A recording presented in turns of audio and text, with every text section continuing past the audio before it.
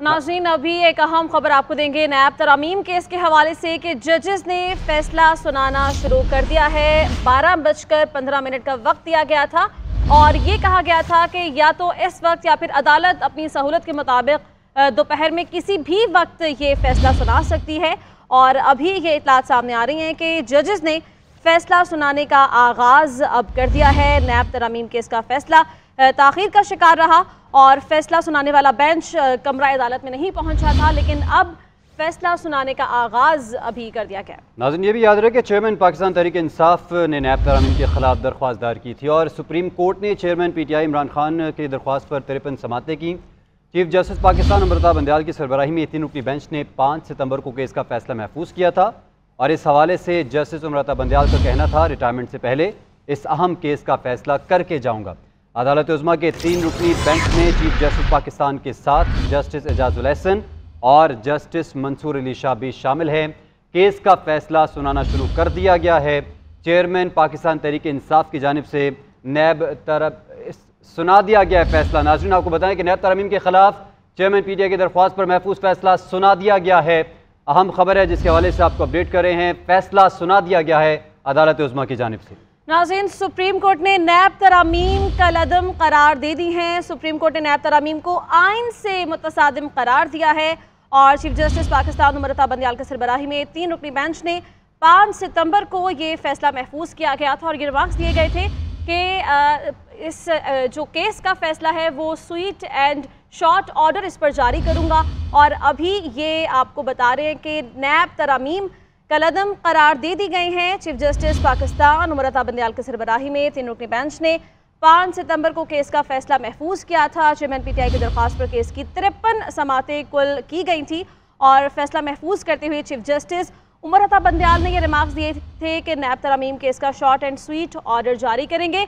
इससे कबल इस केस पर बहुत ज़्यादा तनकीद भी की गई थी और मुखालिफिन जो थे उन्होंने ये कहा था कि ये केस जो है वो अदालत का नहीं बनता, ये पार्लियामेंट का इख्तियार है।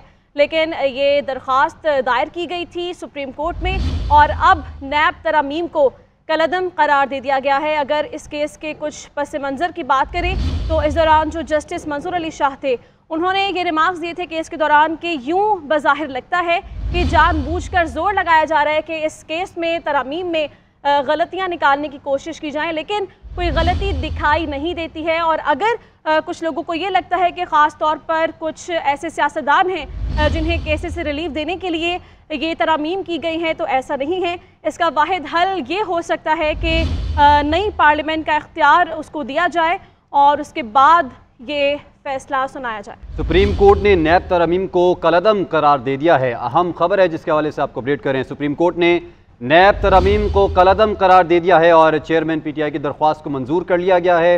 इससे पहले इस केस पर 53 समातें हो चुकी हैं। चीफ जस्टिस पाकिस्तान अमृता बंदयाल की सरबराही में 3 रुकनी बेंच ने 5 सितंबर को इस केस का फैसला महफूज किया था और अब ये फैसला सुना दिया गया है। नैब तरामीम को कलअदम करार दे दिया गया है सुप्रीम कोर्ट ऑफ पाकिस्तान की जानिब से।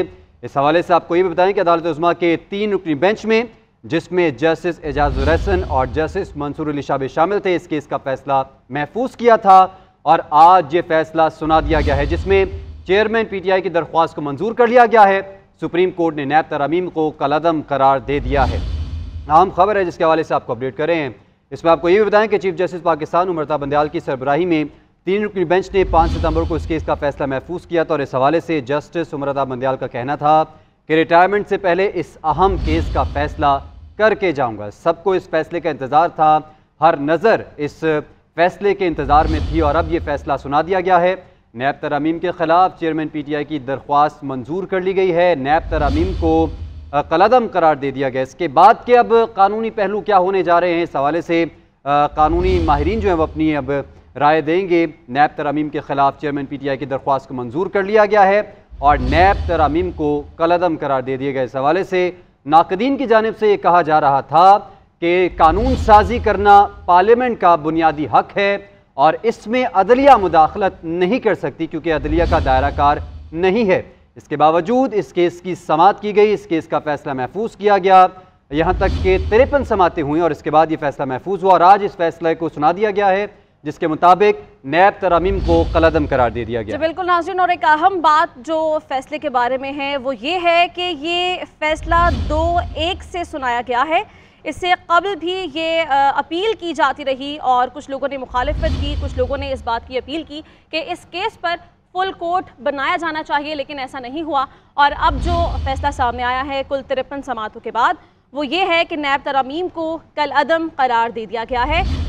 जून 2022 में नून लीग की ज़रिए क़यादत इत्तेहादी हुकूमत के नैब ऑर्डिनेंस में 27 अहम तरामीम मुतारिफ करवाई गई थी, लेकिन सदर मुमलिकत डॉक्टर आरिफ वल्वी ने उनकी मंजूरी नहीं दी थी। उसके बाद इस बिल को पार्लियामेंट के मुश्तरका इजलास में मंजूर कर लिया गया था और बाद में इसे नोटिफाई भी किया गया था।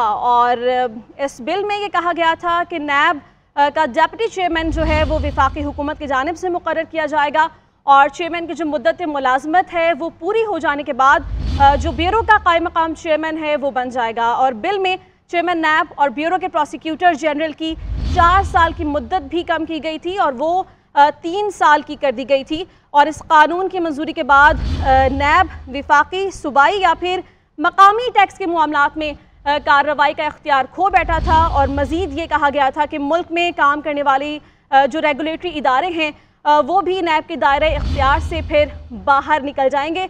लेकिन अब ये सुप्रीम कोर्ट के ऑर्डर के बाद ये तमाम तरामीम जो हैं वो अब कलअदम करार दे दी गई हैं, जिसके बाद जो नैब के खोए हुए इख्तियार थे वो अब नैब को वापस मिल जाएंगे। बात करते हैं ब्यूरो चीफ मियां शाहिद हमारे साथ मौजूद हैं। मियां शाहिद, बताइएगा कि नैब एक बार फिर से मजबूत हो जाएगा? जी बिल्कुल, नैब एक बार फिर मजबूत हो जाएगा। कुल केसेस जो हैं वो 2022 केसेस थे जो वापस हुए थे। आज सुप्रीम कोर्ट ने नैब तरामीम की मुतअद्दिद शिकों को आइन के बरक्स करार दे दिया है। साथ ही रहिएगा, हमें ज्वाइन किया हमारे कानून राजा आमिर अब्बास साहब ने। आमिर साहब बहुत मशकूर है आपके वक्त। आमिर साहब कहिएगा, सुप्रीम कोर्ट की जानिब से अब ये भी एक बात सामने आई है कि नैब तरामीम में से कुछ शिकें हैं जिनको कलअदम करार दिया गया है। आप क्या समझते हैं इसके बाद कौन कौन सी कानूनी पेचीदगी पैदा हो सकती है?